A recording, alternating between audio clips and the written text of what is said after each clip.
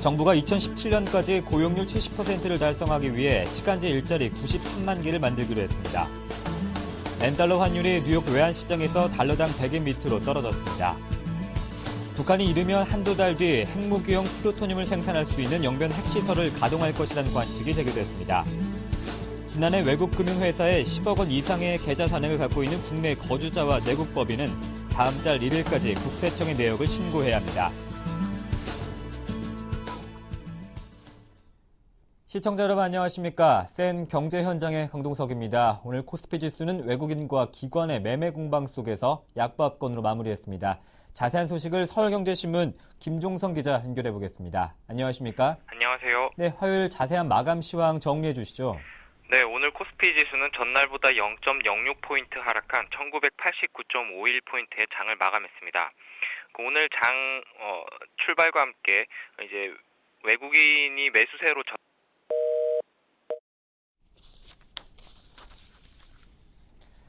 네, 이어서 오늘의 주요 뉴스를 전해드리겠습니다.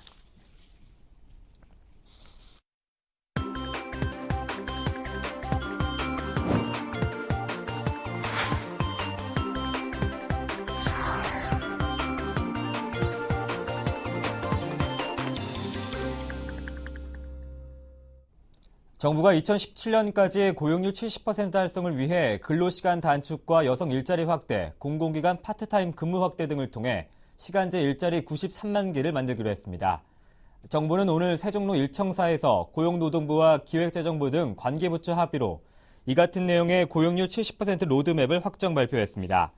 지난해 말 기준 149만 개인 시간제 일자리를 2017년까지 242만 개로 늘리기 위해 내년부터 시간제 일반직 공무원을 채용하고 시간제 국공립교사 채용을 위한 법적 근거도 마련합니다. 장시간 근로를 해소하고 일자리를 나누기 위해 연장 근로 한도에 휴일 근로자를 포함하고 근로시간 특례 업종도 12개에서 10개로 줄이기로 했습니다. 또 근로시간 및 형태, 업무의 성질 등을 고려해 일정액의 수당을 기본임금에 포함해 지급하는 포괄임금제를 개선하고 연차 휴가 미사용에 대한 금전 보상을 줄여나가기로 했습니다. 이와 함께 근로시간 단축 청구권을 보장하고 1년 육아휴직이 끝난 뒤 계속해서 1년간 근로시간을 줄여 일할 수 있도록 할 방침입니다. 엔 환율이 뉴욕 외환시장에서 달러당 100엔 밑으로 떨어졌습니다. 이는 지난달 9일 이후 처음입니다. 오늘 N달러 환율은 장중 한때 달러당 98.87엔까지 내려갔습니다. 엔화는 뉴욕 외환시장에서 달러당 100엔을 상향 돌파하고 나서 한때 103엔을 넘어서기도 했지만 이후 흐름이 반전됐습니다. 지난달 말까지 달러당 100엔대에서 거래됐던 엔화는 이날 미국 공급관리자협회가 발표한 5월 제조업 지수가 예상과 달리 부진해 달러화가 약세를 보이자 상대적으로 강세를 나타냈습니다. 미국 제조업 부진으로 미국 연방준비제도의 양적 완화 축소 전망이 다소 약화되면서 달러 매도가 발생한 것으로 분석됩니다. 북한이 이르면 한두 달 뒤 핵무기용 플루토늄을 생산할 수 있는 영변 핵시설을 가동할 것이라는 관측이 제기됐습니다. 미국 존스 홉키스대 국제관계대학원 산하 한미연구소는 보고서에서 지난달 22일 촬영한 상업용 위성사진을 분석한 결과 이 같은 잠정 결론을 도출했다고 밝혔습니다. 보고서는 북한은 최근 5메가와트급 가스 흑연 원자로와 230메가와트급 실험용 경수로 원자로를 포함해 영변 핵시설을 가동을 위한 중요한 진전을 이뤄낸 것으로 보인다고 설명했습니다.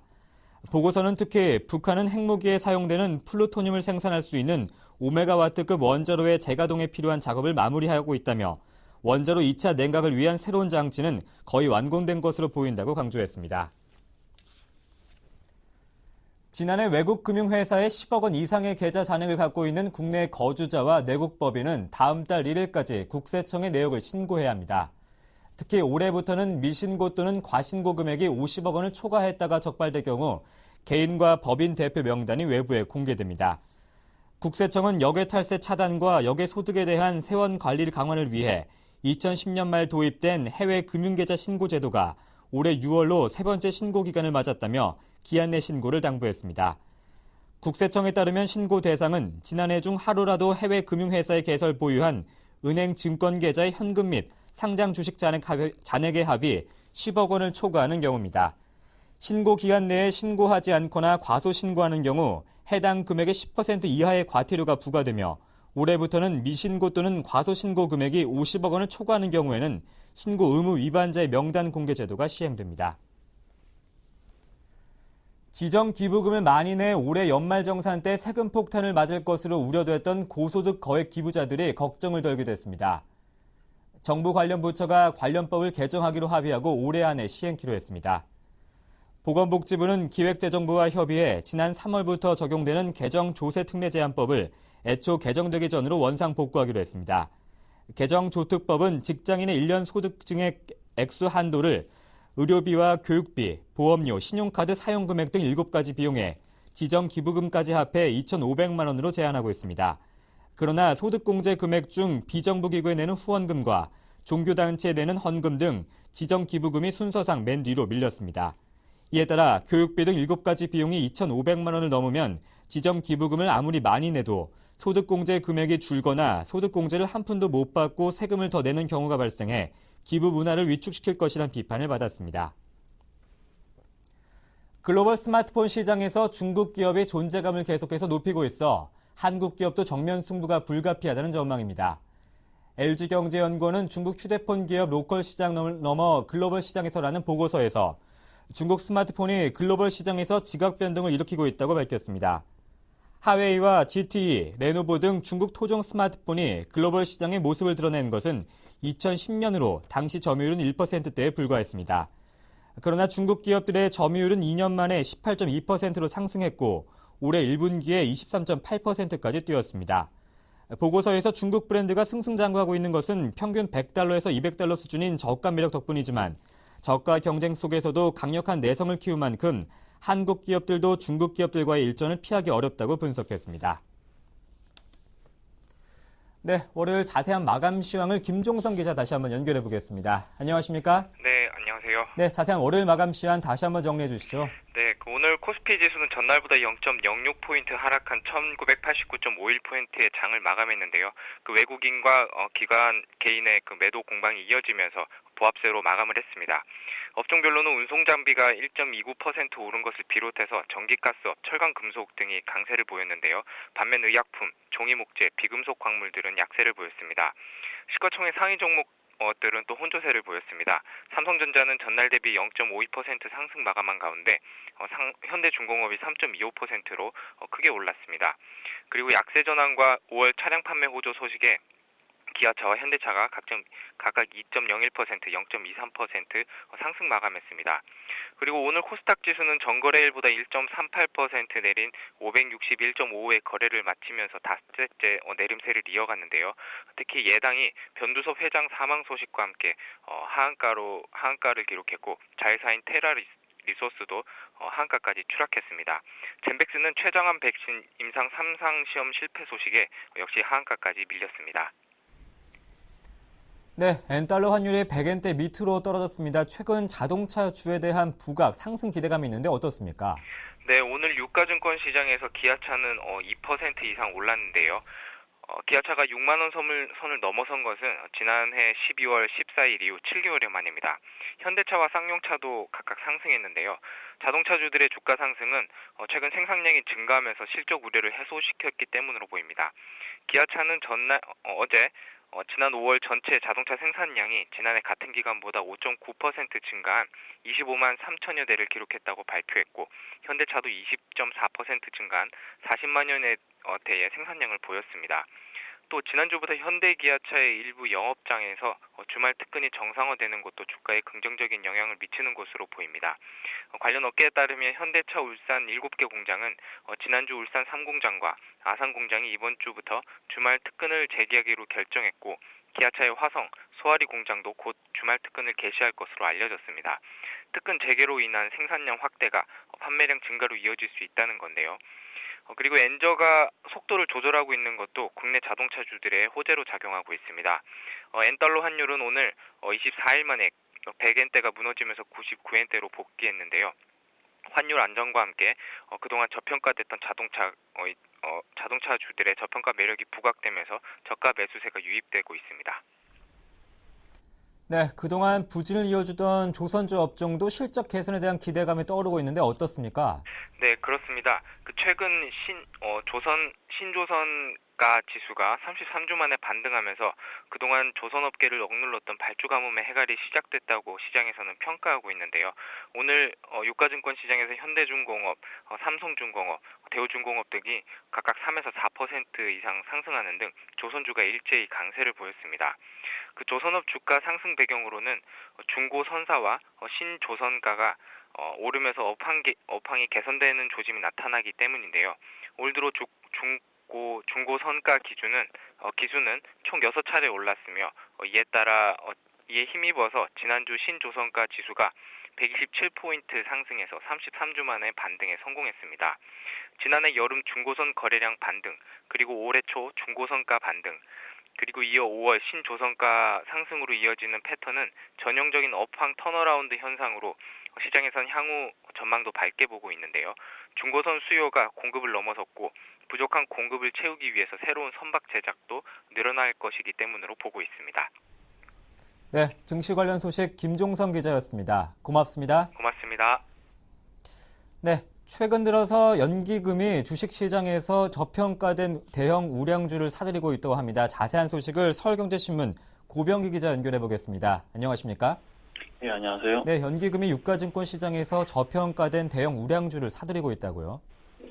예, 거래소에 따르면 연기금은 지난 5월 한 달 동안 유가증권 시장에서 총 9,628억 원어치를 순매수했습니다. 5월 한 달 동안 살펴보면 연기금이 순매도를 한 날은 6일과 21일 단 이틀에 불과합니다. 특히 지난 5월 22일 이후부터는 4일까지 열흘 연속 순매수 행진을 벌이고 있습니다. 5월 달에 연기금이 가장 많이 사들인 종목을 보면 삼성전자가 가장 많습니다. 연기금은 지난 한 달 동안 삼성전자 주식 1,814억 원어치를 순매수했습니다. 다음으로는 기아차 1,516억 원어치 순매수, 현대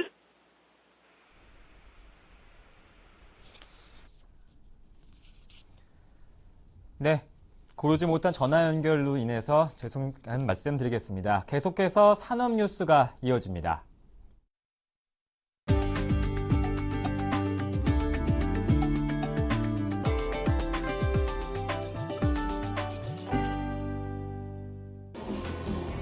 BMW 그룹이 인천 영종도에 독일과 미국에 이어 세계에서 세 번째로 드라이빙 센터를 조성합니다.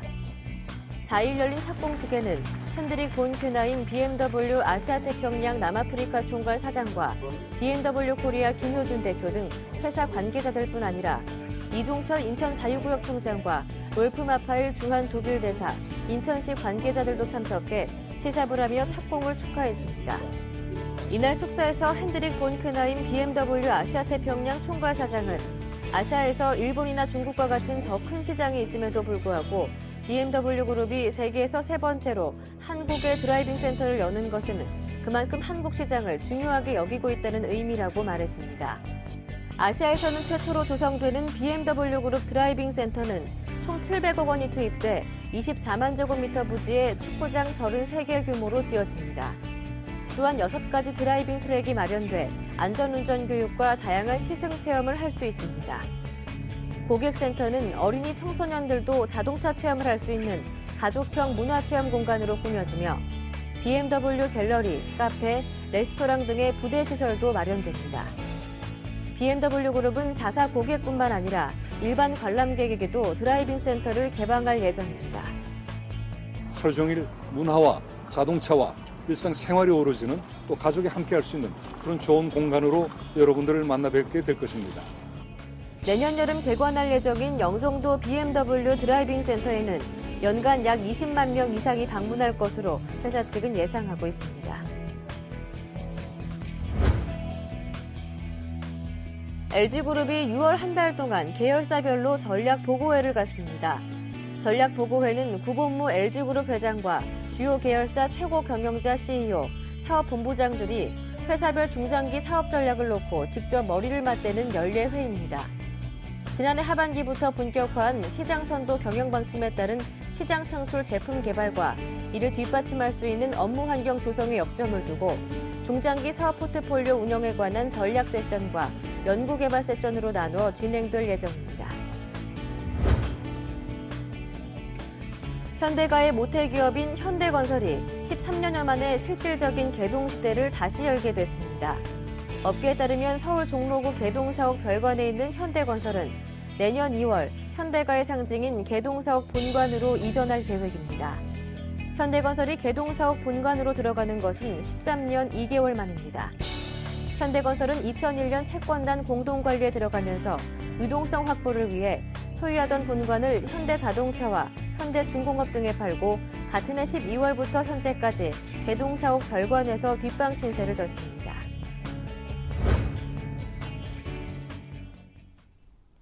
(6월 4일) 센 경제 현장이었습니다. 고맙습니다.